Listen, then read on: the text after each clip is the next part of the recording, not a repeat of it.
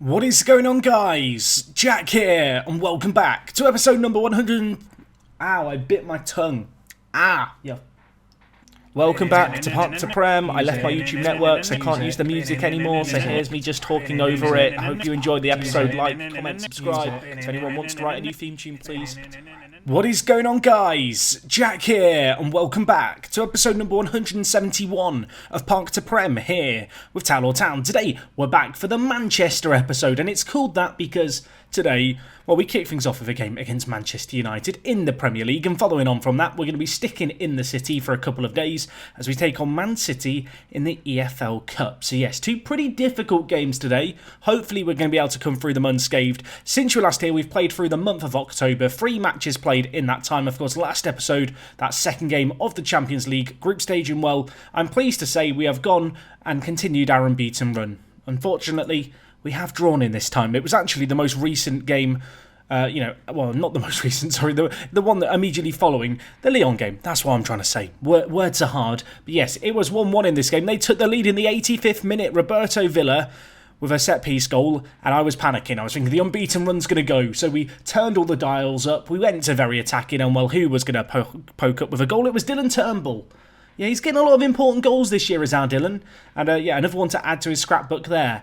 We then went on to play, after an international break, Coventry, our former affiliates, a team who, against all odds, have battled it out and remained in the Premier League. I mean, they deserve a lot of plaudits for that, really. A team forever predicted to be rock bottom of the league. Right now, they currently sit 13th. However, we didn't show them any mercy. We beat them 3-0 in this game. Kevin Deacon at right back getting a goal. Yeah, little unusual to see him popping up. It was actually a really nice finish. Just before half-time, Cesar got a goal too.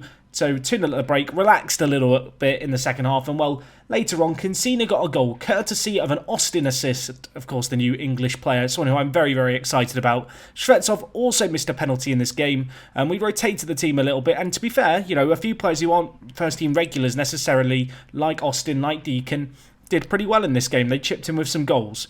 We then took on Leipzig in a game which marked the halfway point in our Champions League campaign. Leipzig, of course, a team that you're probably very familiar with. In this Town or Town universe, you can see they finished third the last couple of years. They're currently 7th in the league, so they're struggling. And, well, we didn't show them any sympathy. A 2-1 win here. All the goals coming within a 10-minute period in the first half. It was a little bit crazy. Deacon got us off to a flyer. 2 goals in 2 for him from right back. They then pegged us back a couple of minutes later. And then, well, Andre. It's been a while since I've said his name on the goal scoring sheet, but he turned up, the Brazilian centre mid.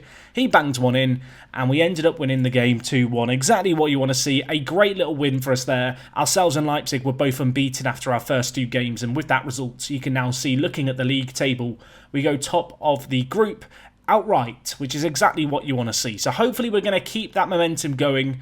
Lyon looking off the pace. I'm sorry to all you Serbians out there. Red Star not having the fondest of times right now in the group, but we're looking very good. And of course, last year we finished second in our Champions League group, which gave us the tricky draw against Bayern Munich. Trying to avoid that fate today, and well, so far it's looking quite good for the season. So anyway, as I said, 2 games coming your way today, the first of which is against Manchester United. In terms of team news for this game, unfortunately for us, Kevin Kaiser's out with an injury, 78% condition, just not something I really want to risk, even if he has been cleared as fit to play. Romy Chalet is also unfortunately out injured, just for a couple of days. He got injured in the game against Leipzig. A player who, I'm going to be honest, I'm so impressed with. I feel like it's just a thing with Football Manager this year that centre mids don't necessarily do a huge amount, but to be fair, our centre mids this season have stepped up pretty well. You can see Claudio Holman has a 7.26 average rating in his last 5 and a 7.15 overall. Claudio Cancina is doing extremely well. And in fact, when you look at the goal scoring charts, Mike Frost is currently down, and well, he's the 5th highest scoring striker in the team. Yes, even Dylan Turnbull's ahead of him with 5 goals. Norman's got 5 and is coming back from injury. He is fit to play today, fortuitously for us. Cancina doing well. But, well, perhaps controversially, Mike Frost is going to start on the bench for today's game. I've not been happy with his performances. I think he needs to sit down, reflect, and come back rejuvenated. And, well, this is the team that we're going to go with for today's game. With Kaiser out injured, it is going to see Leskinen come into the team. Last episode, I talked about the fact that Leskinen and Austin I saw as pretty interchangeable. And I do stand by that. Whilst Leskinen is a more complete player, in terms of as a deep line playmaker on defend, there's not a massive amount between them. It depends on the kind of player that you want. But I feel like when you look at Austin's tackling, his positioning, his teamwork, he's just a very, very good player. And his work rate is decent too. Certainly Leskinen is more complete, but a lot of the attributes where he's shine are stuff like dribbling, finishing, just stuff that I'm not necessarily overly bothered about for the deep line playmaker. And of course, Austin's 19, and so I don't want to harm his first team opportunities by not giving him chances. You can see he has started 3 games in the league and he's done pretty well so far, and off the back of that he has started to develop a lot already, which leaves me very, very excited indeed. Elsewhere in the team though, it's going to be Vincent and Aurelio at left back and right back, Makassi and Cesar in the centre back positions, Holman and Matasevic slowly getting nailed on now as our kind of starting duo, I feel like, in the centre of the midfield. You can see Matasevic still judged by the media as a confident winger. I do wonder if that will ever be forgotten. Will they ever realise that he's not played on the wing? He hasn't played there since he was 16, so maybe they'll clock on. Who knows? Holman alongside him. Up top, it's going to be Norman out at left forward, continuing to improve. Where is his skill ceiling? How much better can he actually get? I mean, I want to believe he's just going to continue to get better and better. That isn't how Football Manager works, though, when it comes to potential. At right centre mid, we're going to go with Cancina. Obviously, I love these two guys a hell of a lot. Cancina, you can see here, he prefers to be on the left or middle in a natural pair of 3 when it comes to strikers. Unfortunately, so does Norman, and because I kind of like having a left-footed player on the left and a right-footed player on the right, they're not really cutting in these players. They're already starting in the channels. I want them playing with their stronger feet on the outside. So, we could swap these around. Both players are pretty good as a false 9 and a complete forward. I talked last episode about possibly the idea of changing this player position here to be a false 9. That is still something that I am weighing up. I feel like we've got pretty good performances from players, though, across the board. Really, I'm trying to get the most out of Mike Frost, and at the moment we've tried him in a few different roles and positions, and he's not really done the business so far, which is, well, a little bit disappointing, I suppose. But anyway, just a quick look at Manchester United. They are going very, very strong. They are currently second in the league behind us, and this is how the league looks. I know, this is a little bit crazy. If we win today, we will go 8 points clear of Manchester United after just 10 games played. And well, when you look at the likes of Chelsea down on 12 points, when you look at Liverpool down in 9th place, when you look at Man City way off the pace, already 8 points behind us, we have such a great opportunity here to get a win and really, I don't want to say claim the title, let's not get too carried away too soon, but at that point, it would kind of be the worst bottle I think I've ever had if we somehow weren't able to win the league. But of course, we have played easier games. We've not been truly tested yet. What I will say, though, is we've only conceded 4 league goals in 9 games, which bodes pretty well if you ask me. But yes, Manchester United doing very well. Pep Guardiola, their manager.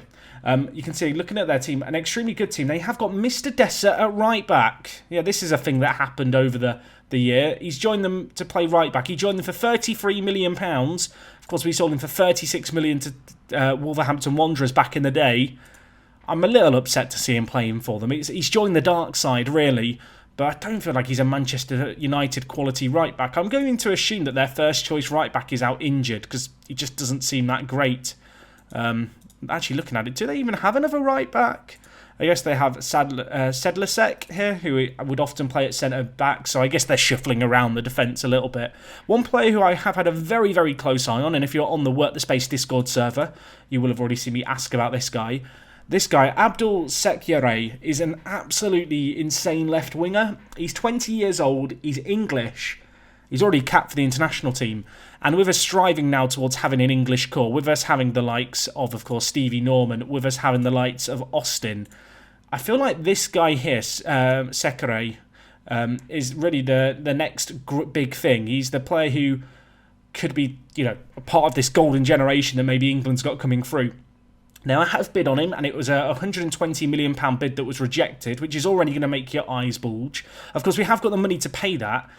My real thinking behind this guy is that I feel like he could be the English Mateus Aurelio. I feel like he's not a dissimilar player by any means. Got a little bit of his defensive game to work on for sure, but you can see here he's already competent at left wing back. And I feel like, given the potential that he's got, given his insane recommendation, given the fact he's just so consistent and he's already playing for England, I feel like he'd be a long-term solution at left back. And of course, right now it's not an immediate concern. We have Vincent who plays left wing back, but he is 28. He's not the youngest player by any means. And I have been looking at the next big thing in terms of left wing back.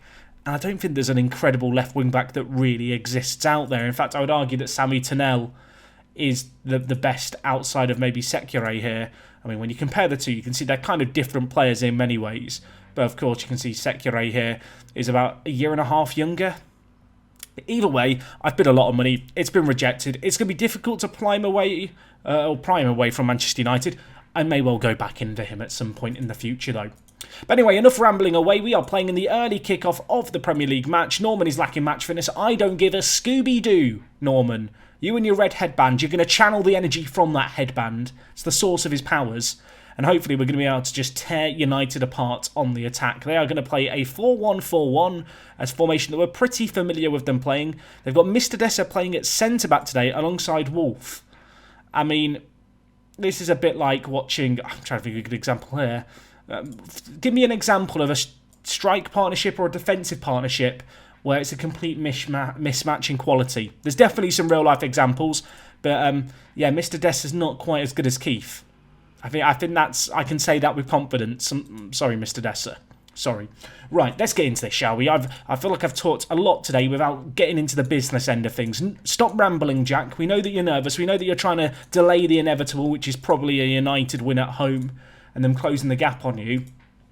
But let's see it. Let's see if we can turn up and do the business. We've looked very, very good this year. I feel like we've actually performed better so far against the bigger teams that we've come up against. Now, that isn't saying a great deal because we've not played a load of the big matches. I guess I'm pointing mostly at the Leipzig game and the Lyon game as examples of that, and indeed Chelsea when we beat them. But let's see what we can do here. Holman to Norman. He's got Vincent on the overlap. What can the Frenchman do? Plays through Norman. Can he whip it in on his left foot? Of course he can. Shvetsov with an effort that's blocked. Could still be a chance here, though. And, well, after a mad scramble, the assistant raises his flag and Norman's offside. He doesn't know the offside rule. That was a good example there of why I want Norman on his left foot on the left-hand side. I want him pulling the ball across. He does also prefer playing on the left side in a three-man striking setup. So with that in mind, it kind of makes sense, but it also just works with the system and how we're approaching things, I suppose. Anyway, not exactly the kind of game you expect when we take on Manchester United. Normally these games turn into bits of classics, but right now it's 0-0 and not a great deal has happened. And to be honest, Shvetsov's been incredibly disappointing. To the point where he may well need to be hauled off the pitch if he doesn't buck up his idea soon. He's on a 6.3 rating. It might be time to unleash Mike Frost, fresh off the bench.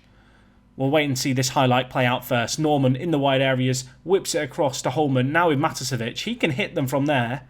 Cancina, he's got Matej Aurelio on the overlap. Inside, oh my word, what a save by Alvin John. Of course, a goalkeeper who we're familiar with. He was the goalkeeper for our England national team. We were the manager who really made him England's #1. And he's showing us a bit of a taste of what he offers with that save there. That was a great chance. Matej Aurelio, I feel like of a couple of years ago, probably scores that chance. Unfortunately for us there, he has not. Now, because Norman's struggling a little bit with fitness, I think I'm going to shuffle things around a little bit and take him off. Matasevic hasn't had a particularly great game either and is looking tired. So you know what? I could bring in Andre, and he's probably the most logical person to bring in. But I'm going to bring in Benny Boy. I'm going to bring in Ben. We're just calling him Ben. I think we've all accepted it's Ben at this point. The Frenchman. He's only 18 years old, showing incredible maturity, improving so much. This is what regular first-team football can do for players. And I feel like the sky is the limit for him. And so I want to expose him to first-team football as much as possible. This is a chance for him to make a name for himself. This is a chance for him to prove himself as a big-name player. As the ball's whipped in, oh my word. Garcia hitting the side netting. We'll get shouty. 20 minutes left. Do I want to go on attacking? Do I want to go for the throat of Manchester United? Am I content with a draw? I feel like I want to keep going here. We've got one last sub in our back pocket. Shvetsov's been poor. Dylan Turnbull, come on down, my friend. Join the party. Set piece to defend here. We've got lots of tall players back, but wow, Morrigan coming to the rescue. What an insane save. Corner to the back post, headed. Was kind of straight at him, but it was straight at him because of his positioning. Make no mistake. Leskinen to Ben. Holman switches it. Turnbull's there! Oh my word, he's hit the woodwork, I think. Or the keeper's made an incredible save. Oh, it was in the script for Dylan Turnbull to continue on with his high-impact season. But unfortunately for us, the goalpost has denied him, and we have to settle for a 0-0, which when you look at it and realise that their goalkeeper got, the highest average rating on their team, I think can indicate a little bit of how that game went. Morrigan put in some good saves himself. I'm going to tell the players I'm happy we've kept a clean sheet. We've avoided defeat in a tricky game at Manchester United. I don't think there's a lot more you can say about that, really. Frost has now not scored in his last 8 matches. I am starting to worry a little bit. Maybe I should get a little shouty with him. But I will say now, 25 games we remain unbeaten, which you absolutely love to see. Hopefully that can continue. And we're going to jump forward now to the EFL Cup game. I need to go out there, rest the players. 4 days left to regroup and recoup, I guess, fitness-wise. We will just quickly hit continue through today's fixtures. At this point, we're kind of hoping that Manchester City and Chelsea slip up. They've done a lot of it so far this year. I do wonder if Frank Lampard has a job at the end of the year. The way things are going, it really hasn't been very good for him. But a draw for us in that game against Man United really isn't the worst result. We're not going to get closed down because of that. You can see Arsenal and Tottenham drawing in a 6-4 tie. Manchester City scraping by 1-0, and we'll hit continue once more. Sheffield United up in 5th currently. Couldn't get a result. A last-minute penalty, the difference maker. So Chelsea scraping through, and well, with those fixtures there, the league table looks, as you can see here, 6 points ahead of Man City, 5 ahead of Manchester United, so they're still really within touching distance. I feel like Chelsea's kind of situation looks a little bit better there, although still way off the expectations that they will have had. Liverpool also doing surprisingly badly. If we just look at our expectations for the upcoming competitions that we're in, semi-finals of the Champions League, winning the Premier League, EFL Cup is just not important, but I want to beat Manchester City to keep our unbeaten run going. The Community Shield, not important, that's a relief. And also the FA Cup, where they expect us to reach the final. Of course, we won't be entering that until December time. But anyway, let's smash through, continue a few times. I will join you for the Man City game. I'm nervous, I'm excited. Not the ideal result against Manchester United. Maybe we can improve and at least give you some goal entertainment in the next one. Okay guys, so we are back here for the second game of today's episode, and I would argue that ourselves v Man City is the big rival in English football right now in this save game. Obviously we've met each other many times over the past couple of years, and well, when you look at the previous meetings, you would look at this and be almost surprised at the fact we finished above Man City.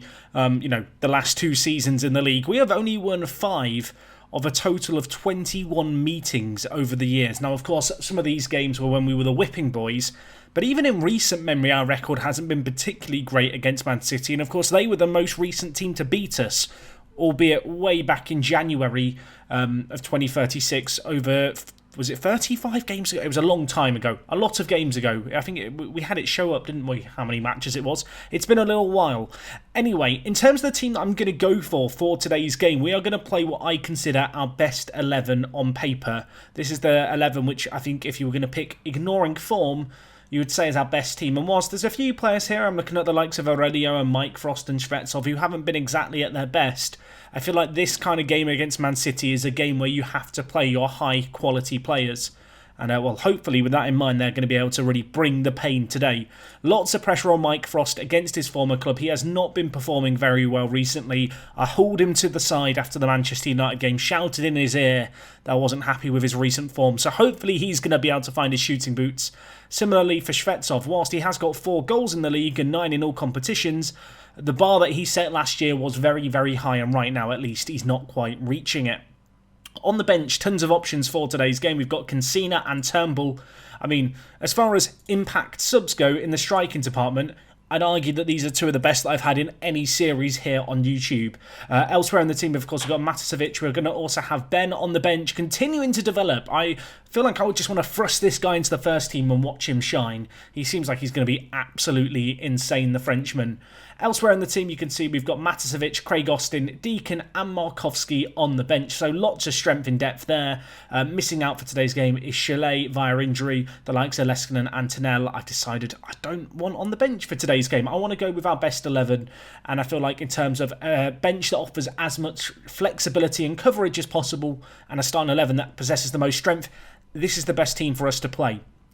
So anyway, yeah, we'll see how we get on. Manchester City going for a little bit of a transition themselves, which I think can be used to describe and explain, I guess, the season that they've just have.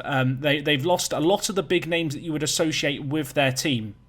They've still got Calabrese, of course, who's an exceptional Mexican. Alongside him as well, they've got Carabali, who's insane. So it's the two Calas, really, running the midfield show. We will have to hope that Jefferson here is going to show an inkling of his inconsistency, although he does love big matches. If we just look at the older players as well, you'll notice they really have got rid of a lot of dead wood, Man City, in the last season. If we just look at their outs for this year, and in fact, are they even going to show up? I don't think they are. I think we need to change this from transfers to released players. They got rid of Mbappe, they got rid of Havertz, they've really offloaded some of those old school players that you would consider the big guns, and in terms of their starting 11 now, it's good. Is it as good as it was a few years ago? I don't know. I think it's there for the taking. And while these star ratings are in comparison to our own squad, so if you were just to directly compare the stars, you would have to say that we have the better team according to our staff. Hopefully we're going to be able to do the talking on the pitch, and we'll make amends a little for that result against them last time when we lost, of course, on penalties for the second year in a row in the Community Shield. I want to get that monkey off our back. It's a Manchester City monkey. Or maybe it's a monkey wearing a Manchester City kit. There's an image for you. Me wrestling a monkey wearing a Man City kit. Don't imagine it. Don't imagine it. Your eyes, your brain, your mind will be better off not thinking about that. Let's hope that we can do something on the pitch, because with 20 minutes gone, nothing. Although Kaiser set piece just wide of the post. May have even just caught the outside of it. But ultimately, not a shot on target. And, well, that's been the flash of quality inside the first half an hour. We can't have another 0-0 here. We can't come to Manchester and play 2 games in a week and not score. Norman with a set piece here flicks it in, and Shvetsov's there with a glancing header for his 10th of the season. Norman, turning provider, whipping in a ball of quality on his left foot. And well, who else was going to be there for the corner? Shvetsov. He has the physicals, he has the aggression, he has the hunger in front of goal. He is just a ready-made goal scorer. And while we could have another chance here, ball whipped in, Andre hitting the woodwork. And it goes out for a goal kick. I mean, we've got some momentum now. We've got that first goal. I would love just to get another second goal just before half-time to really, stab a knife in and then twist it. That second goal just doing an extra bit of damage. Let's make it difficult for Zidane's half-time team talk as the ball goes out for another corner here. So more defending needed, although I feel like that may have been the opportunity that we just saw for Man City. Ortega to take this and whip it to the back post. Max heads it over. 1-0 it feels like it's going to be at the break, barring a very, very late goal, and indeed it is. A good performance as far as I'm concerned. Away from home, we've steadied the ship. We've got that early goal. I have just told the players I'm very, very pleased, which you should never do. They will get complacent at 1-0. They will stop trying. So I'm immediately going to shout demand more to get them refocused. Just always tell your players you're unhappy. Winning 6-0 at half-time, not happy.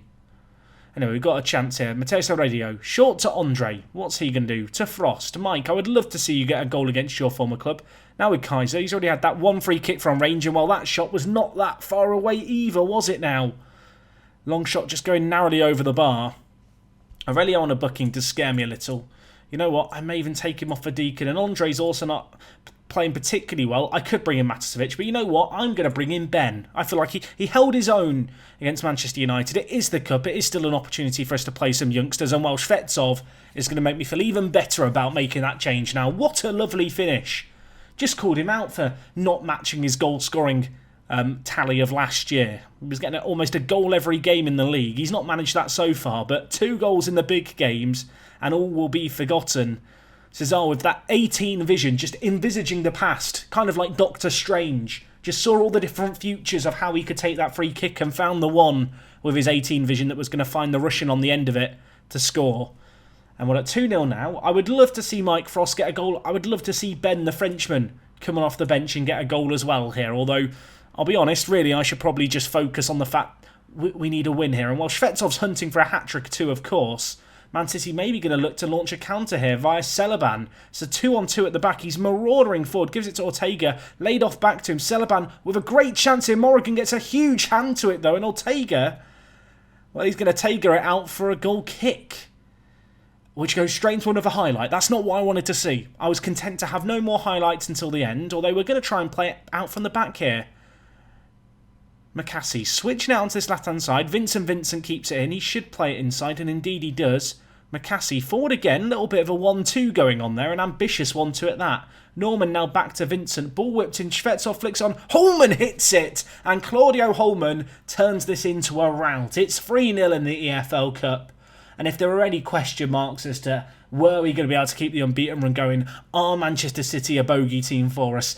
I'd like to think we've put a little bit of that discussion to bed here. We've been the better team. Shvetsov, it looked like he was ducking out of the way, but I'm going to claim that he was just trying to flick it on. And Holman, I'll tell you what, Holman's done a lot this year. You don't always see it in live comms, and you don't always notice it either when centre mids are doing okay. But actually, he really has run the show for us in a lot of games. And even in that bit there, you know, he was an integral part of the build-up play. Anyway, Tessier trying to ruin our clean sheet now. I want a clean sheet. I want Morrigan to be able to celebrate that because he's made some huge saves in this game at vital points for us. And while Norman bringing it forward, it can't get to 4, can it? Surely not. Whipped in. Shvetsov with the hat-trick and a dagger. I mean, if the dagger was twisted with the second goal, it's been pulled out at this point. There is a Man City chalk shape on the floor where the body fell. And this has got very violent today. I mean, to be fair, it's 4-0 against Man City. This probably isn't suitable for children, this kind of mauling. Oh, what a volley. What a volley. And Steve Norman playing that false 9 role so well. Using his pace, finding some space in the wide area, able to pull it back from the byline. And, I mean, we've got one last sub. But why not do it? Why not? Who to bring in? Craig Austin. Just make an appearance against Man City. Get used to this opposition, Craig. You're going to be meeting them a lot. Ball whipped in. Holman heads it clear. Who is racing to try and get on the end of that? Could we launch a counter-attack or do we need to stay on the back foot here as Santos has it for Man City? With 2 minutes left, it doesn't feel like a great deal can swing in the remainder of this game at 4-0. Holman being called into some defensive action, actually putting a good tackle, but unfortunately fell straight back to Man City. And while Herrera still with it in the wide area, now with Tessier. Probing play here. I mean, this has got to lead somewhere, Football Manager. Where are you taking us? What path are we going on here? Are Man City about to craft open a great chance? Ortega hits it. Morrigan, oh my word. I thought he'd saved it. I think he tipped it over. Either way, he's managed to deal with it. And, well, you might think with 75 seconds yet left, we'd be done. Absolutely not. We want a 5th. Come on, Frost. Deacon. Options on the far side. He could switch this all the way. Austin, back to Cesar. Back with Deacon now. Lovely build-up play here. Unfortunately, Deacon's offside. Someone teach him the offside rule. What was that highlight? There's got to be more to it than that. That can't be the highlight to end on. We can't just get to the end of the match now with a full-time whistle. Morello with it. A bit of time and space. And, well, I don't know. What was that? What was that? Any answers on it? Let me know. Let me know. Shvetsov gets 3. Holman gets 1. What an emphatic performance. If you were let down, if you felt like you hadn't done enough against Manchester United, I hope that result makes up for it just a little bit. We absolutely annihilate them. Shvetsov, 3 goals, 1 assist, just one of his classic performances. And I feel like that can now give us some confidence going forward into the next month or so. So in terms of when we're going to be back, I think we're actually going to come back for another game against Man City. It's going to be at the start of December. I'm sure by that point we will be casting an eye forward towards, well, the transfer window potentially, but also this month of December, which is jam-packed with some very, very big games for us. Hopefully we're going to be able to keep this winning run going for as long as possible. I'd love to make it a whole calendar year. The date to keep your eye on is the 24th against Crystal Palace of January. If we were to win that game there, that would be a year unbeaten. Although when you look at it as a long list of fixtures like this, there's a very long way to go and I should probably have a reality check. But anyway, I will leave you with the beautiful sight of this Premier League table. The draw against United, not ideal. That win against Man City, perhaps a signal of intent. Hopefully I'll see you guys next time when we can replicate that result. If you've enjoyed today's episode, please do drop a like on it. It is me, Jack, and I will catch you guys on the next one. I'm out. I can't use the outro music either. Please like, comment, subscribe, or do neither. You can support me on Patreon, it's really appreciated. I don't know what rhymes are appreciated, let's end this here.